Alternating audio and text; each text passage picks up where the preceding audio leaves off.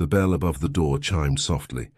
Officer Dale Brennan stepped into Rosie's diner, boots heavy on the checkered floor. His eyes swept the room and stopped cold. A black man sat alone in the corner booth. Full army dress uniform, green beret. Ribbons lined his chest in neat rows. Brennan's jaw tightened. He'd seen this before. Stolen valor. Disrespectful punks playing soldier for attention. The officer's hand moved to his belt. He crossed the floor in 6 strides. Conversations died around him. Afternoon, Brennan said. His voice carried through the silence. The soldier looked up. Calm eyes, no surprise. No fear. Officer, the man said quietly. Brennan leaned against the booth. That's quite a costume you're wearing. Hey, before we continue, where are you watching from? Drop your country in the comments below, and don't forget to like and subscribe for more incredible true stories like this one. The soldier's expression didn't change. It's not a costume. Right.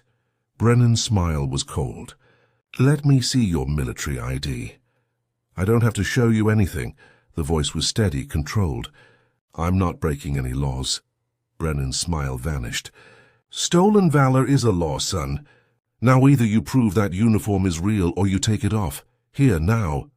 The diner held its breath. Phones emerged from pockets. Someone whispered.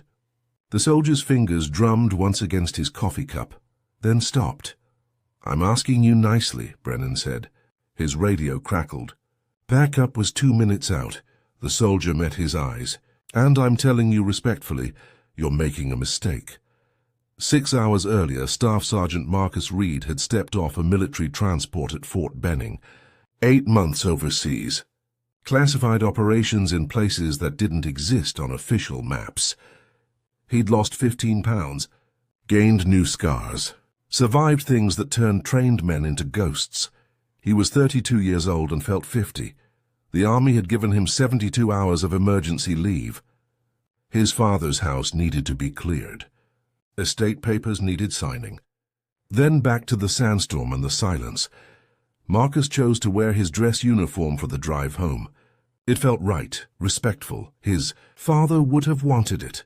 The uniform meant everything to Samuel Reid. Army veteran, Vietnam, Purple Heart. He'd pressed Marcus's first uniform with hands that shook from old wounds. You wear this. You honor every soldier who came before, he'd said. Don't ever forget that. Samuel had died 3 months ago. Heart attack. Marcus had been in Yemen when the call came through encrypted channels. No time for grief. No flights home. Just a brief moment of silence in a bunker while mortars fell outside. Now Marcus drove through his hometown, Oak Ridge, Georgia. Population 4,200. The kind of place that still had one stoplight and a diner that served breakfast all day. Nothing had changed. Everything felt different. He'd grown up here. Played football at the high school. Worked summers at his uncle's garage. The town had thrown him a going-away party when he enlisted at 18. Flags and handshakes and promises to make them proud. 14 years later, Marcus wondered if they'd even recognize him. He pulled into Rosie's diner at 2:47 p.m. The parking lot was half full. Pickup trucks and sedans, American flags on bumper stickers. He locked his truck and walked inside, aware of eyes following the uniform. The hostess smiled, led him to a booth. Marcus ordered coffee and the meatloaf special. His father's favorite. He sat quietly, watching the town move outside the window. Familiar faces passed. None looked twice at him. The uniform should have meant something. Should have sparked recognition. Instead, it drew suspicion. Officer Brennan stood over the booth, hand resting on his radio. I'm going to ask one more time. Show me your military ID or remove that uniform. Marcus set down his coffee cup. I'm a United States Army Green Beret. I don't answer to local police about my service. Everyone answers to me in this town. Brennan's voice rose. And I say that uniform is fake. Heads turned throughout the diner. Conversations stopped. Marcus felt the weight of 50 eyes. Check my service record, Marcus said evenly. Fort Bragg, 3rd Special Forces Group. Oh, I'll check it. Brennan pulled out his phone. Right after you step outside, the door chimed. Another officer entered. Younger, nervous energy. Officer Hayes. His hand rested near his weapon. Problem, Dale? Hayes asked. Stolen valor situation, Brennan announced loudly. This man refuses to provide identification. An elderly woman gasped. A teenager's phone camera pointed at Marcus. The video counter climbed. Marcus's training kicked in. Stay calm, control your breathing. Don't escalate. His team leader's voice echoed. The uniform represents restraint, not aggression. I'll provide identification when you provide legal cause, Marcus said. Wearing a military uniform isn't a crime. Wearing a fake military uniform is. Brennan leaned closer. And I've seen enough fake soldiers to spot one. Those ribbons? Wrong order. That beret? Wrong shade. You bought this online, boy, and now you're going to pay for it. The word landed heavy. Boy, the way Brennan said it. The tone underneath. Marcus's jaw muscles flexed. His hands remained flat on the table, visible, non-threatening. My ribbons are in correct order, he said quietly. My beret is Regulation Special Forces. And my name is Staff Sergeant Marcus Reid, not boy. Brennan straightened. His hand moved to his cuffs. Stand up. You're coming with me. On what charge? Public disturbance. Failure to comply with a lawful order. Brennan's voice was steel. And if I find out that uniform is stolen, federal charges. Hayes moved closer. 2 officers now, blocking exits. The diner manager appeared, wringing a dish towel. Officers, maybe we should stay out of this, Rosie. Brennan never took his eyes off Marcus. I'm doing my job. Marcus slowly stood, 6'2", shoulders that had carried wounded teammates through firefights, hands that had defused explosives and held dying brothers. He towered over Brennan by 4 inches. The officer's face flushed. Turn around. Hands behind your back. I'm not resisting, Marcus said, but you're making a mistake that will follow you. The only mistake here is you thinking you'd get away with this. Brennan grabbed his radio. Dispatch, I need a supervisor to Rosie's Diner. Stolen valor arrest in progress. A phone rang. Then another. Marcus felt the moment crystallize. Every second recorded. Every word documented. His father's voice whispered through memory. Stay calm. The truth protects itself. Marcus stood motionless while Brennan circled him like a predator. The diner felt airless. Conversations had died completely. Only the hum of the refrigerator and the scrape of Brennan's boots remained. Inside, Marcus's mind worked through scenarios. He could show them his military ID. It was in his wallet. But something stopped him. Pride, maybe. Or principle. He'd survived Taliban ambushes. Russian mercenaries. Hostile territory where death came silent and sudden. He'd earned every ribbon on his chest through blood and sacrifice, and now a small-town cop was calling him a fraud. Marcus's hands trembled.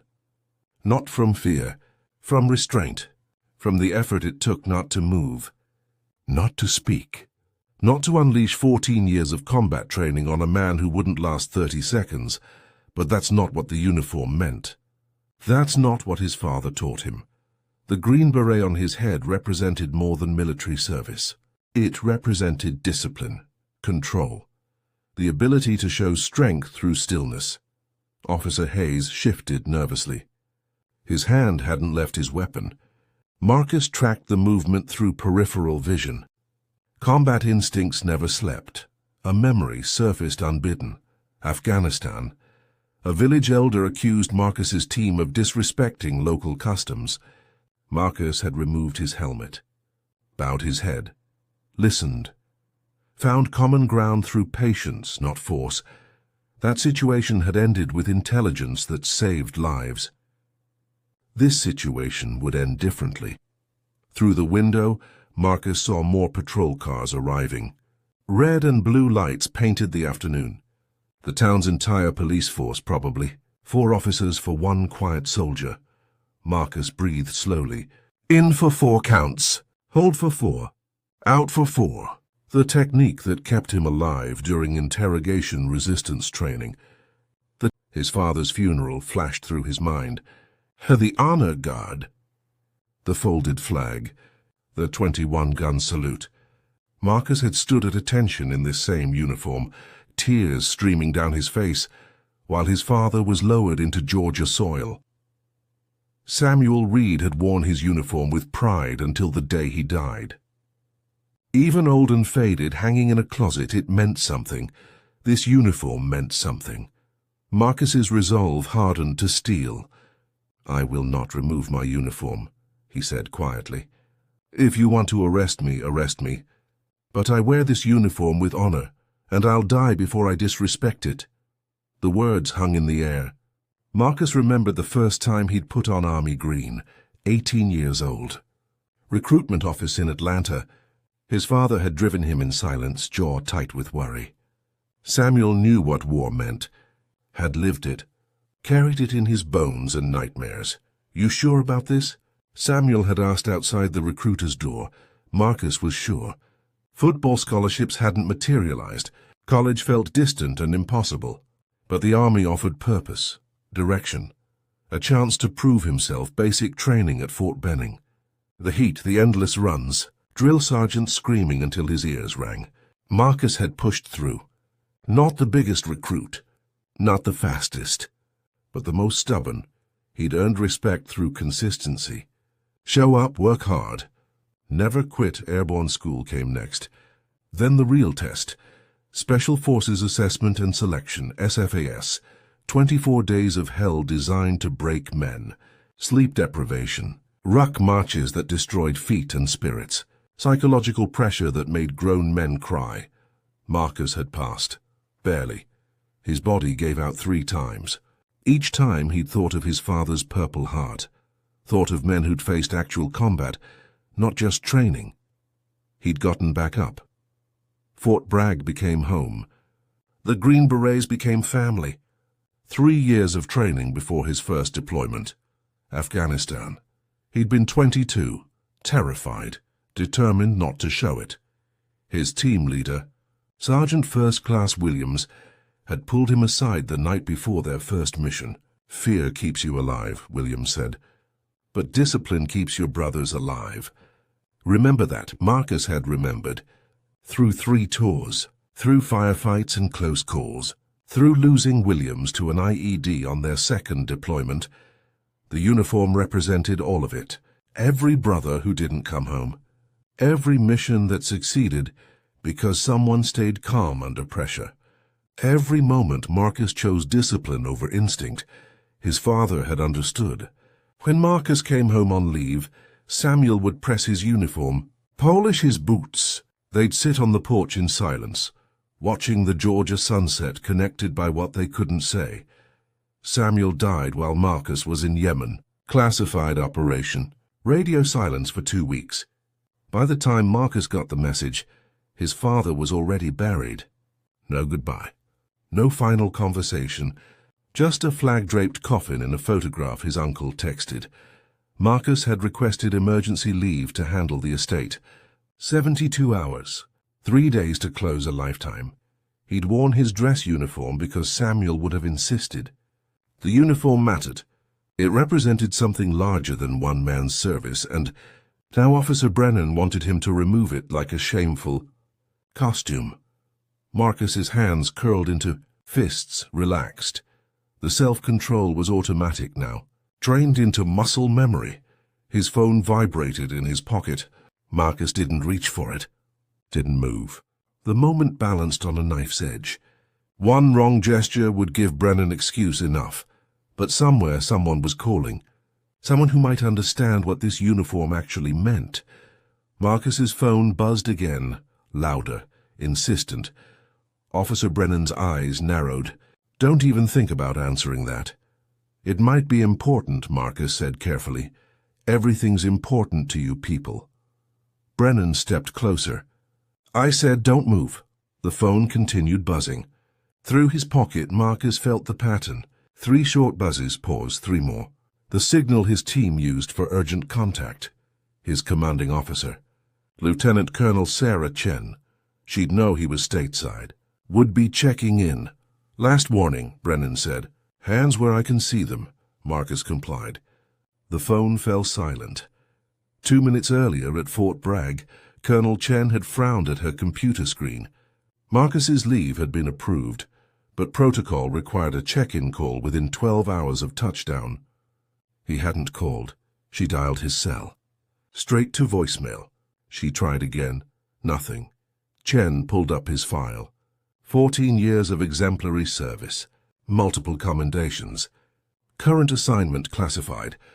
Current status, emergency leave, Georgia. Something felt wrong. She opened the intelligence liaison channel and typed a query. Any flags on Staff Sergeant Marcus Reid? Last known location Oak Ridge, J. The response came back in 30 seconds. Social media activity flagged. Potential incident in progress. Uploading footage now. Chen clicked the attachment. Phone camera video. Shaky but clear. Marcus in full dress uniform. A police officer confronting him. Raised voices. The word fake cutting through background noise. Chen's blood pressure spiked. She grabbed her desk phone and dialed the Pentagon's Joint Special Operations Command Watch Center. This is Lieutenant Colonel Chen, 3rd SFG. I have a Green Beret potentially being detained by local police under false pretenses. I need immediate escalation. The watch officer's voice was crisp. Stand by for verification. Chen sent Marcus's file and the video footage. 60 seconds passed. Her computer chimed. Direct call from a 2-star general. Colonel Chen. General Hayes's voice was granite. I'm watching this footage. That's one of yours? Yes, sir. Staff Sergeant Reid, he's on emergency leave. Exemplary record. That uniform is earned. Location? Oak Ridge, Georgia. Rosie's Diner. Local PD appears to be accusing him of stolen valor. Silence on the line. Then, get me the police chief's direct number, now. Back in the diner, Marcus watched Officer Brennan consult with the newly arrived police chief. Chief Morrison, older gray hair, 25 years on the force. Morrison approached the booth carefully. His eyes assessed Marcus with more caution than Brennan had shown. Son, Morrison began, we just need to verify. Marcus's phone buzzed again. Different pattern this time. Emergency override. Command-level contact, I need to answer that, Marcus said. It's my commanding officer. You'll answer when I say, Brennan started. Let him answer, Morrison interrupted. Something in his tone had shifted. Recognition, maybe. Or doubt. Marcus pulled out his phone slowly, swiped, held it to his ear. Staff Sergeant Reid, he said. The voice that responded made his spine straighten. Sergeant Reid, this is Lieutenant General Hayes, Joint Special Operations Command. Are you currently being detained by local police? Marcus's eyes met Brennan's. Yes, sir. They believe my uniform is fraudulent. Put me on speaker, the general ordered. Now, Marcus hit the speaker button. The general's voice filled the diner like a thunderclap. This is Lieutenant General Thomas Hayes, United States Army Joint Special Operations Command. To whom am I speaking? Officer Brennan's face had gone white. Chief Morrison stepped forward, hand trembling.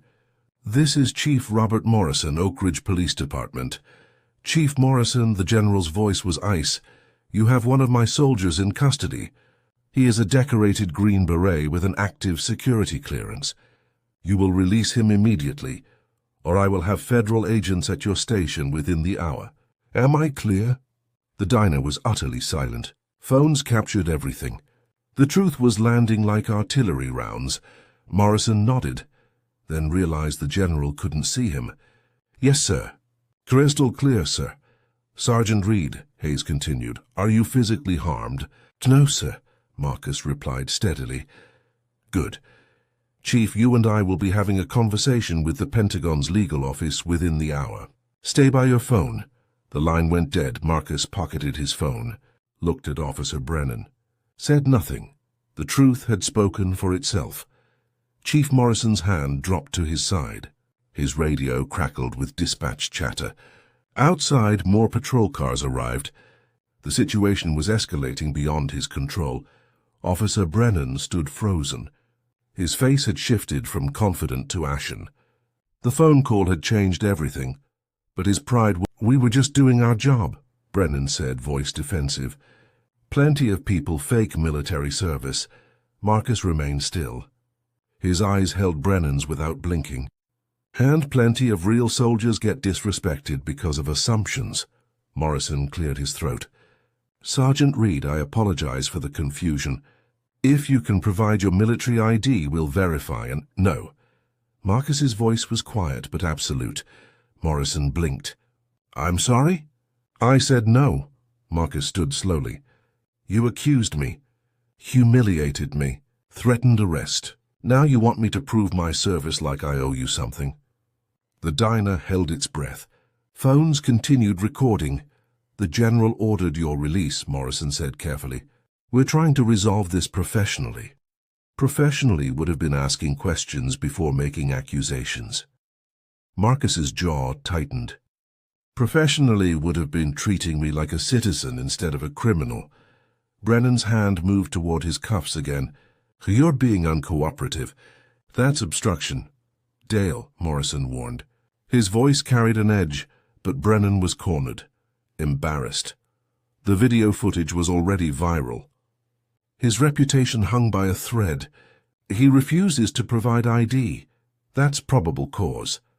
Marcus's military training read the room. Brennan was desperate. Desperate men made dangerous mistakes. The situation was tipping toward violence. "Officer Brennan," Marcus said evenly, "you're looking for a way out of this that saves face." "There isn't one.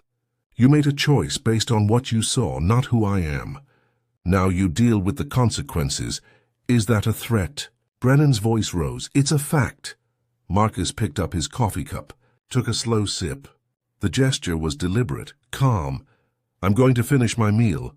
You're going to leave, and tomorrow you're going to think about why you assumed this uniform was fake." Morrison grabbed Brennan's arm. "Outside. Now." Brennan jerked free but followed. The two officers stepped into the parking lot. Through the window, Marcus watched them argue, Brennan gesturing wildly, Morrison on his phone likely calling the Pentagon back. The diner slowly came back to life. Whispers, nervous laughter. The teenager with the phone posted the video with shaking hands. An elderly man in a Vietnam veteran's cap approached Marcus's booth. His eyes were wet. "Thank you for your service, son." Marcus nodded. "Thank you for yours, sir." The old veteran saluted. Marcus returned it, crisp and precise. The gesture held weight. Recognition between warriors. But Marcus's hands shook when he set down his coffee. The adrenaline was crashing. The control was slipping. He'd held it together through the confrontation, but now the anger flooded in. His phone buzzed. A text from Colonel Chen, status. Marcus typed back, "Situation contained." For now outside, Chief Morrison ended his call. His face was grim. He didn't return to the diner. Instead, he pulled Brennan toward the patrol cars. Their conversation looked heated. Marcus's food arrived. The meatloaf his father loved.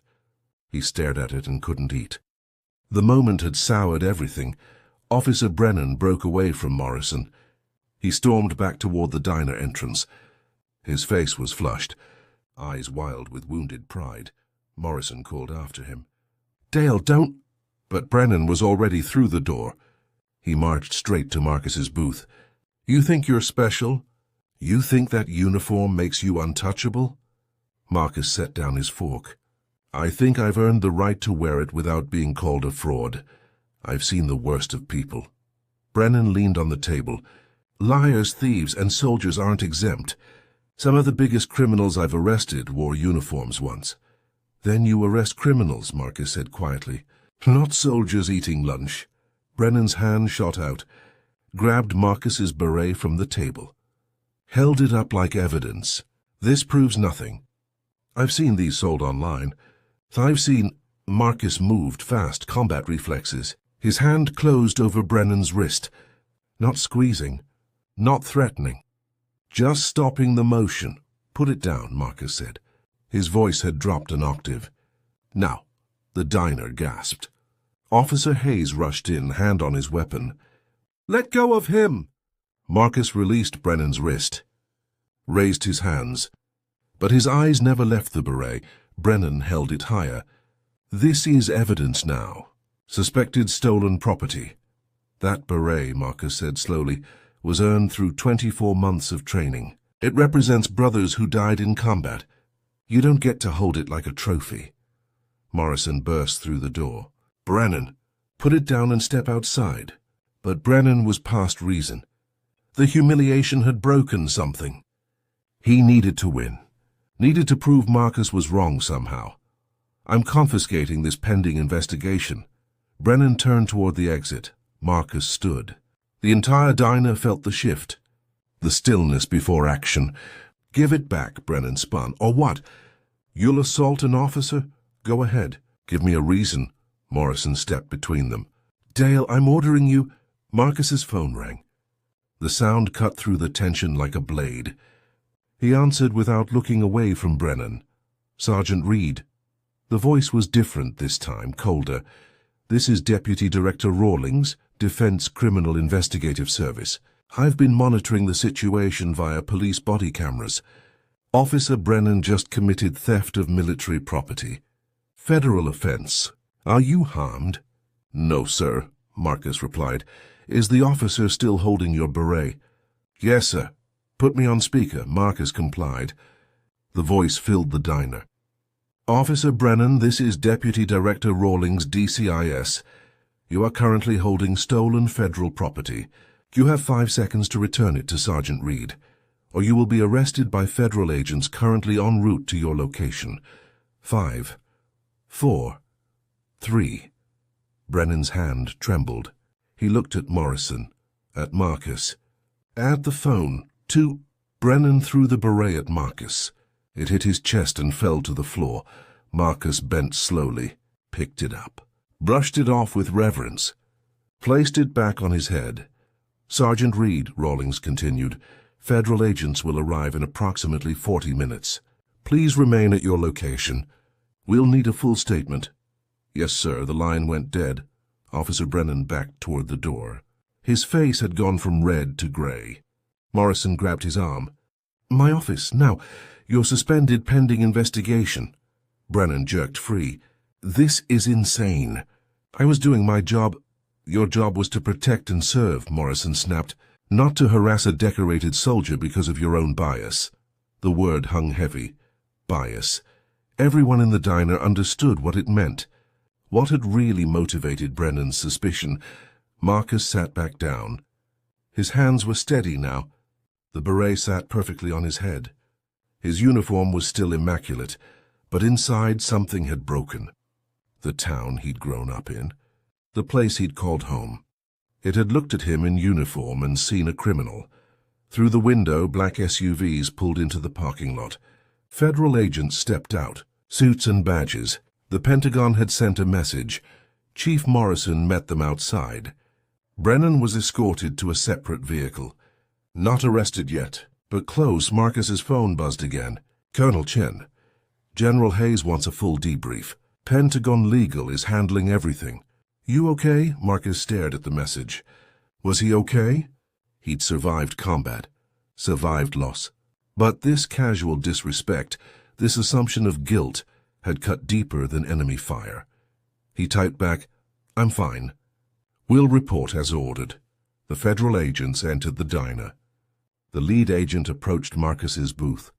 She was mid-40s, sharp eyes, no-nonsense expression. "Staff Sergeant Reid, I'm Special Agent Torres. DCIS. I need you to come with us for your statement." Marcus nodded. Stood. Left money on the table for his uneaten meal. As he walked toward the exit, the old veteran saluted again. A woman wiped tears. A young boy stared wide-eyed at the uniform. Marcus walked out of the diner into Georgia sunlight. The federal agents flanked him professionally. Not as prisoner, as protected witness. The scene closed on his face, exhausted, vindicated but not victorious. Justice had arrived. But Marcus sat in the federal agent's temporary command center, a conference room at the county courthouse. The walls were beige. The fluorescent lights hummed. Everything felt sterile and disconnected. Special Agent Torres placed a recorder on the table. "We'll need your full account. Start from when you entered the diner." Marcus recounted everything. The timeline, the accusations, Brennan's escalation, the words that had cut deepest. His voice remained steady, but his jaw ached from clenching. Torres took notes. "The body camera footage corroborates your statement. Officer Brennan violated multiple protocols and federal statutes." "Good," Marcus said flatly. "The Pentagon is taking this seriously. There will be consequences." Torres paused. "How are you holding up?" The question landed unexpectedly. Marcus's trained response kicked in. "I'm fine. You don't look fine." Marcus met her eyes. Saw genuine concern. Not pity, not agenda. Just human recognition. "I've been shot at by people who wanted me dead," Marcus said quietly. "Today I was accused of being fake by people who should have known better. Somehow the second one feels worse." Torres nodded.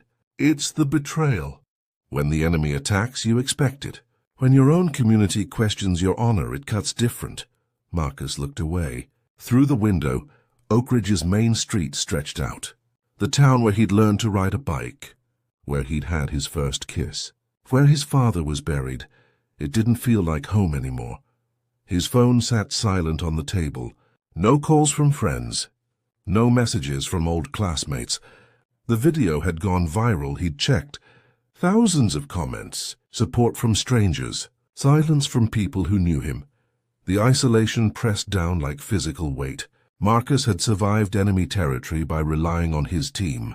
But here, stateside, wearing the uniform that should have protected him, he felt utterly alone. He thought of his father's funeral again. The folded flag. The hollow "thank you for his service" platitudes. Had anyone meant it? Or was it just performance? Words without weight. The beret sat on the table. Marcus touched it gently. Remembered earning it. Remembered Williams, his team leader, placing it on his head for the first time. "This is bigger than you," Williams had said. "Wear it with humility and pride." Marcus had tried. For 14 years he'd tried.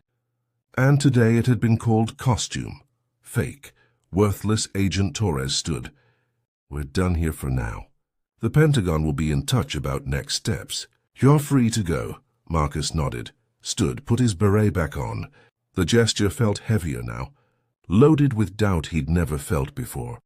He walked out into the late afternoon. The sun was setting. Georgia gold painted the streets. Beautiful and indifferent. Marcus drove to his father's house. The key stuck in the lock it always had. Inside, everything was exactly as Samuel had left it. Coffee cup in the sink. Reading glasses on the side table. American flag folded in a display case. Marcus sat in his father's chair. The leather was worn from decades of use. He closed his eyes. For the first time since Yemen, Marcus let himself cry. Morning arrived harsh and early. Marcus woke in his father's chair, neck stiff, uniform wrinkled. His phone showed 43 missed calls.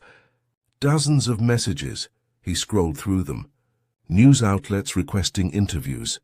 Military advocacy groups offering support. His former high school coach saw the video.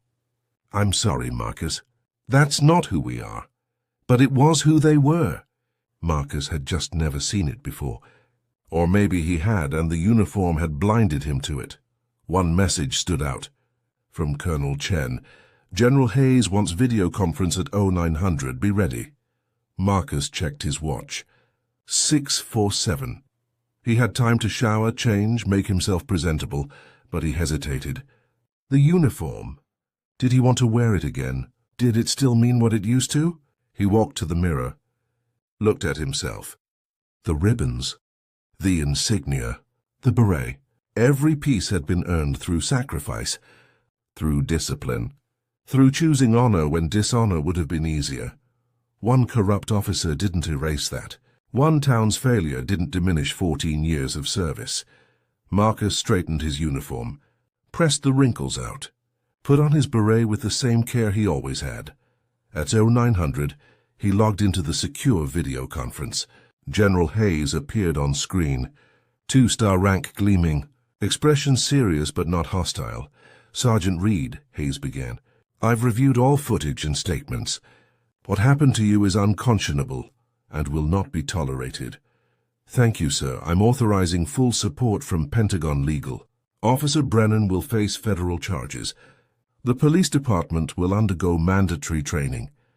And you," Hayes paused, "you handled yourself with exceptional discipline. That's not easy when your honor is being attacked." Marcus nodded. "It's what the uniform represents, sir." "It is." Hayes leaned forward. "But I want to be clear about something. You don't have to be strong all the time. What happened yesterday was traumatic. If you need to talk to someone, military counselor, chaplain, anyone, that's not weakness. That's taking care of yourself." The word surprised Marcus. Generals didn't usually talk about feelings, but Hayes had come up through special forces. He understood the hidden costs of service. "I appreciate that, sir," Marcus said. "I'm processing it." "Good." Hayes's expression shifted. "Now there's something else. The video has gone viral. National attention. The media wants your story. You're under no obligation to speak publicly, but if you choose to, the Pentagon will support you. Sometimes telling your truth helps others." Marcus considered this. His father had always said, "Don't seek attention. But when you have a platform, use it for something that matters." "I'll think about it, sir." "Fair enough. Take your remaining leave. Handle your father's estate. We'll have orders waiting when you're ready to return." Hayes saluted through the screen. "Stay strong, Sergeant." Marcus returned the salute. The screen went dark. He sat in silence for several minutes. Then his phone rang. "Unknown number." He answered cautiously. "Sergeant Reid, this is Principal Andrea Williams from Oak Ridge High School." The voice was warm but nervous. "I saw what happened. It's shameful. I'm calling because we'd like to invite you to speak at our Veterans Day Assembly next month. Show our students what real service looks like." Marcus remembered walking those hallways, playing football on that field. The school had shaped him before the Army had. "I'll be deployed by then," Marcus said. "But I appreciate the gesture." "Then maybe when you're back," Williams pressed gently. "Our students need to see that the uniform means something. That honor still exists." Marcus felt something shift, a small crack in the isolation. "Maybe I'll let you know."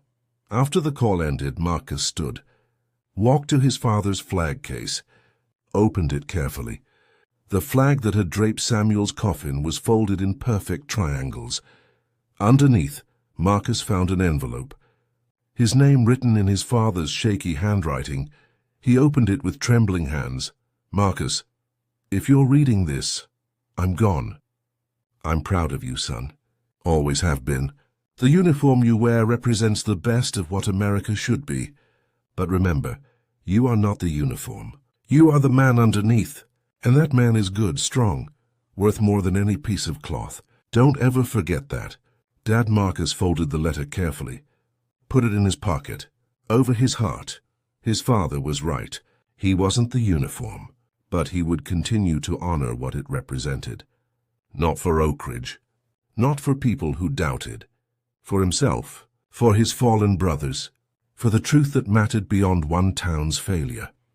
3 hours later, Marcus received a call from Agent Torres. "We need you back at the courthouse. Final statement before we close the investigation." Marcus drove into town. The streets felt different now. Less hostile, more aware. People stared, but the stares had changed. Some looked ashamed. Others nodded respect. At the courthouse, Torres led him to a larger room. Inside, Chief Morrison, 2 federal attorneys, and a Pentagon representative Marcus didn't recognize. "Sergeant Reid," Morrison began. He looked 10 years older than yesterday. "I want to formally apologize on behalf of the Oak Ridge Police Department. Officer Brennan's actions were inexcusable. He's been terminated and faces federal charges." Marcus remained expressionless. "Is that all?" Morrison flinched. "We're implementing mandatory training, bias recognition, de-escalation. We should have done this years ago. You should have, Marcus agreed. How many other people has Brennan targeted? How many others didn't have a general to call? The room went silent. The question landed like an accusation because it was one. One of the federal attorneys spoke up. We're auditing Brennan's arrest record going back 5 years. Several cases are being reviewed for potential civil rights violations. Marcus nodded slowly. Good, because what happened to me is nothing compared to people who don't have rank or clearance to protect them. Morrison shifted uncomfortably. We're committed to doing better. Commitment is cheap, Marcus said. Change is expensive. Are you willing to pay the cost? Yes, Morrison said firmly. Shall I give you my word? Marcus studied the chief, saw genuine remorse, saw a man confronting his department's failures. It didn't excuse anything, but it was something. My father served this town for 40 years, Marcus said quietly. Worked at the post office. Coached Little League. He believed Oak Ridge was worth loving despite its flaws. I'm choosing to believe that too. But you have to prove him right, not to me. To everyone who's been treated the way I was. Morrison extended his hand. I will, I promise you. Marcus shook it. The gesture felt weighted, symbolic. Not forgiveness, but potential for repair. Agent Torres stepped forward. Sergeant Reid, there's one more thing. The Pentagon wants to recognize your conduct during this incident. You showed exceptional restraint and professionalism under hostile circumstances. They're recommending a commendation. Marcus shook his head. I don't need recognition for not losing my temper. Maybe you don't, Torres said. But other soldiers facing similar situations need to see that discipline matters. That staying calm, even when everything in you wants to react, is its own kind of courage. Marcus considered this. His father's voice echoed. When you have a platform, use it for something that matters. Okay, Marcus said. If it helps other soldiers, okay. The Pentagon representative spoke for the first time. We'd also like your permission to use the incident in training materials. Teaching officers how to properly verify military credentials. How to approach service members with respect. You have my permission, Marcus said. If it prevents this from happening to someone else, use whatever you need. The meeting concluded with handshakes and documents. Marcus signed statements, accepted apologies, felt the weight of the last 24 hours begin to lift slightly. As he left the courthouse, he found a small crowd waiting outside. Veterans from the local VFW post, his old football coach, Principal Williams, the elderly Vietnam veteran from the diner. They formed 2 lines. As Marcus walked between them, they saluted. Marcus stopped, returned the salute properly. Something in his chest cracked open. Not quite healing, but acknowledging the wound could heal. We failed you, the Vietnam veteran said. His voice shook. We should have stood up immediately, should have said something. We failed you and we're sorry. Marcus's throat tightened. You're standing up now. That matters. The old veteran pulled Marcus into a hug. Others followed. The football coach, former teachers, people he'd grown up with who'd remained silent yesterday, but found courage today. It wasn't enough. It didn't erase the humiliation, but it was something. Start. A local reporter approached cautiously. Sergeant Reid, would you be willing to make a brief statement? For the record, Marcus looked at the camera. Thought about soldiers watching. Thought about his father. Yesterday I was accused of wearing a fake uniform, Marcus said clearly. It hurt. Not because of pride, but because this uniform represents every soldier who's served with honor. When you question one of us without cause, you question all of us. But I'm choosing to believe we can do better, that we can see each other as people first. That's what I fought for. That's what this uniform actually means. The reporter nodded, satisfied. The camera lowered. Marcus walked to his truck, put his beret carefully on the passenger seat, started the engine. Oak Ridge was still imperfect, still flawed, but maybe, just maybe, it was learning. 2 days later, Marcus stood at his father's grave. The headstone was simple. Samuel Reid, veteran, father, patriot. Marcus knelt. placed his hand on the cool marble. "I wore the uniform, Dad, even when it was hard. Even when someone tried to take it from me. I wore it the way you taught me." The Georgia wind rustled through the cemetery trees. Peaceful, quiet. Marcus had spent the last 48 hours clearing out his father's house, boxing memories, sorting papers, finding pieces of Samuel's life hidden in drawers and closets. He'd found photos from Samuel's Vietnam days, young and thin, rifle in hand, eyes that had seen too much. He'd found letters Samuel had written but never sent. Thoughts about war, about coming home, about feeling disconnected from the country he'd fought for. His father had understood, had lived this tension, had chosen to stay anyway. To love Oak Ridge despite its failures, Marcus was choosing the same thing, not because it was easy, because it was necessary. His phone buzzed. "Colonel Chen, your orders came through. Deployment extended 3 months. New mission, classified, report to Bragg on Monday." Marcus typed back, "Understood. I'll be there 3 more months overseas. 3 more months in places that didn't exist on official maps. 3 more months of danger and discipline. But this time Marcus would carry something different with him. Not just training, not just skills, but the knowledge that honor wasn't about how others saw you. It was about how you saw yourself." He stood, saluted his father's grave. The gesture was crisp, perfect, earned. As he walked back to his truck, Marcus noticed movement near the cemetery entrance. A figure in Army uniform. Closer inspection revealed it was Captain James Morrison, Chief Morrison's son. He'd enlisted 2 years ago. "Sergeant Reid," James called out. He approached with respect. "I wanted to apologize for my father, for what happened." "You're not responsible for him," Marcus said. "I know, but I wear this uniform too. What Brennan did reflects on all of us. On the town." "I'm ashamed." Marcus studied the young officer, saw genuine regret, saw someone trying to be better than the generation before him. "Then be better," Marcus said simply. "When you see injustice, speak up. Don't wait for someone else to fix it. That's what the uniform asks of us." James nodded, saluted. Marcus returned it. As James walked away, Marcus felt something shift. The anger that had burned for 2 days began to cool. Not disappear, but transform into something more useful. Purpose, direction. He would return to combat, would face enemies who wanted him dead.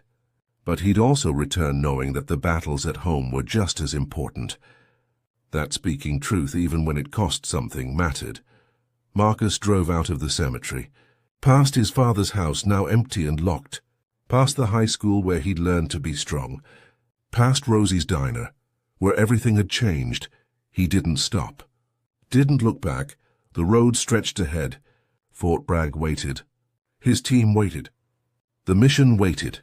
And Marcus Reid, Staff Sergeant, United States Army, Green Beret, drove forward into whatever came next, not because he was fearless, but because he'd learned that courage meant showing up even when showing up hurt.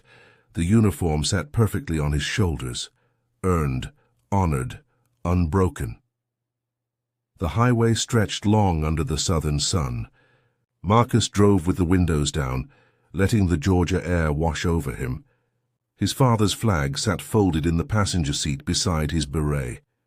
In the rear-view mirror, Oak Ridge faded to a shimmer. The town that raised him. The town that questioned him. The town that eventually tried to make amends. Marcus thought about the last 2 days. The humiliation, the anger, the moment when everything almost broke, and then the slow, imperfect piecing back together. His phone buzzed one more time. A message from an unknown number. "I saw your video. I'm active duty Marine. The same thing happened to me last year in Texas.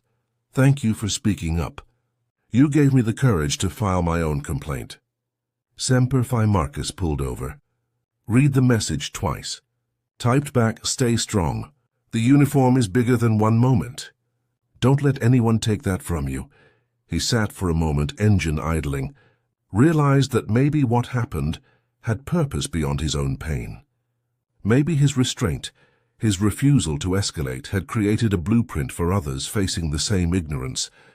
Maybe that mattered more than vindication. The sun caught his green beret on the passenger seat. The fabric seemed to glow. Marcus picked it up, turned it in his hands, remembered every trial that led to earning it. Remembered Williams placing it on his head. This is bigger than you. It was bigger than him. Bigger than Oak Ridge. Bigger than one confrontation in a diner. It represented a promise. To serve with honor even when honor wasn't returned. To show strength through restraint. To prove that discipline was its own form of power. Marcus put the beret back on. Adjusted it perfectly. Looked at himself in the rearview mirror. He saw his father's eyes staring back.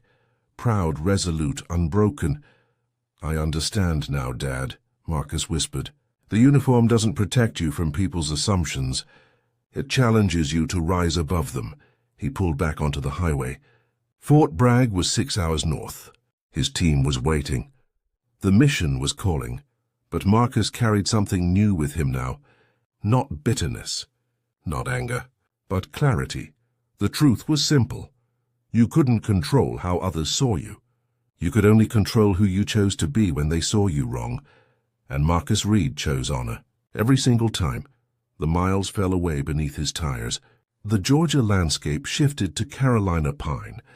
And somewhere ahead in the distance, home waited.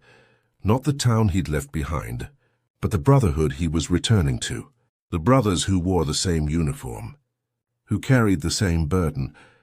Who understood that service meant sacrifice in more ways than one. As the sun began its descent, painting the sky in shades of amber and gold, Marcus turned on the radio. An old country song played. Something his father used to hum. Marcus hummed along. And for the first time in days he smiled. The uniform still sat perfect on his shoulders. The beret still rested proud on his head.